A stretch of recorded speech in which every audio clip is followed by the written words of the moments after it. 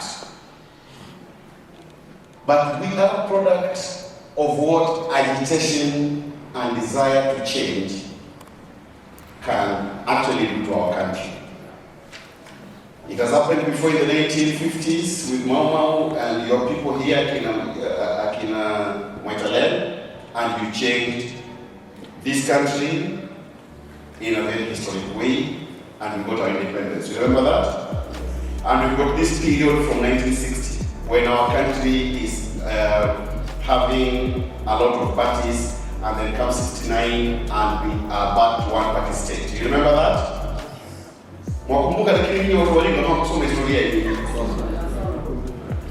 So from 69, Oginga Odinga Baba Raila anafungwa. Unakumbuka hiyo story? Yes. And then we have what a long epoch of single party until watu wengine wanaodhika in 1982 and they tried to overthrow the government. And the government now brings a lot of other issues to make the governance easy.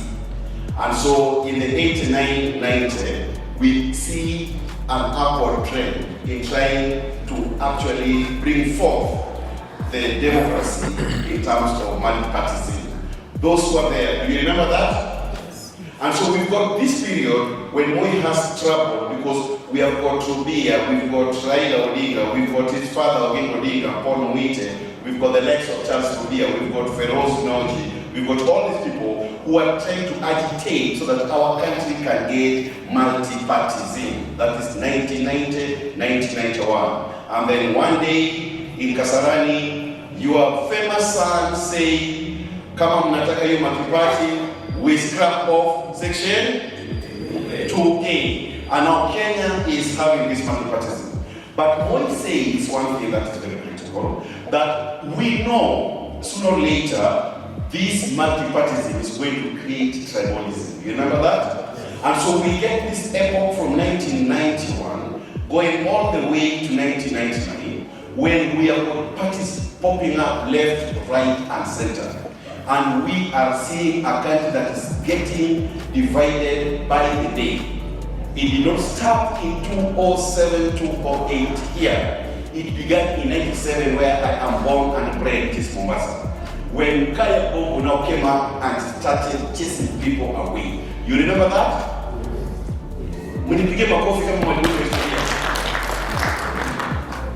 Not only that, we now have elections coming up in 1997.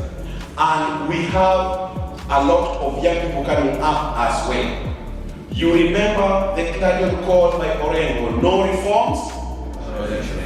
No reforms? So we are seeing people like Akina Mafakarua, we are seeing people like Akina Mkavamusim, we are seeing people like Professor Yashpakai, and the one from Akwini, Kibwana. And we all go to Ufungamano House, trying to bring forth new dispensation, trying to force Moi and Kanu regime to accept minimum reforms. You remember that process? And then we got what was called the IPPG, and we got elections, which Moi being the professor of election, he wins because he divides Raila, who gets number 3, and Raila of course goes to the court the following day and says, Anidi. That was in 1997. Alibiwa 97? Alibiwa 22? Alibiwa 27? Alibiwa 23? So when things change, things remain. So 1997, Moi wins. So he can't contest again in 2002. And then we are seeing these small people coming up, agitations coming up. That is the root of Uraia. Because it's called NSEP 1. NSEP 1 now comes and now we try to make sure that we've got some standardized civic education program. Not only in Embu, Samburu, Pokot, Kisumu, Kwale, Turkana, Wajir, Mandera, everywhere in our country. The aim here is how to make sure that all of the Kenyans partake into the governance issues of this country. Are we together? So 2002, we've got all these people claiming to want to participate in the election because Moi says, siasa na urafiki ni vitu viwili to. So Saitoti, wewe kaa kando, I am electing who? Nominating who? Uhuru Kenyatta. And Raila says, Kibaki? Tosha. And so we are seeing Kibaki get that bad accident at Mkutano in Machakos. And we're seeing a country that is now galvanized. Moi must go. Moi must go. All right? And so Moi goes very peacefully. And now we have got a country that says we can no longer depend on the Lancaster Constitution. You know that? And so we want a new constitution. And so we are seeing this period up to 2005 that everybody wants to do their own small things in terms of constitution. In the meantime, we have got National Civic Education Program Round 1. That's when we began working with you people. But come to 2005, Kibaki being the gentleman that he is, says we are going to have referendum. And so we have got two fruits. Which fruits were they? Banana and orange. Was it not you? And we have got orange winning against banana. And then we've got a party that is formed out of that. The party has got Ruto, has got Raila, has got all these big wigs. Again, as the more things change. By the way, we are now heading to 2007 and 2008.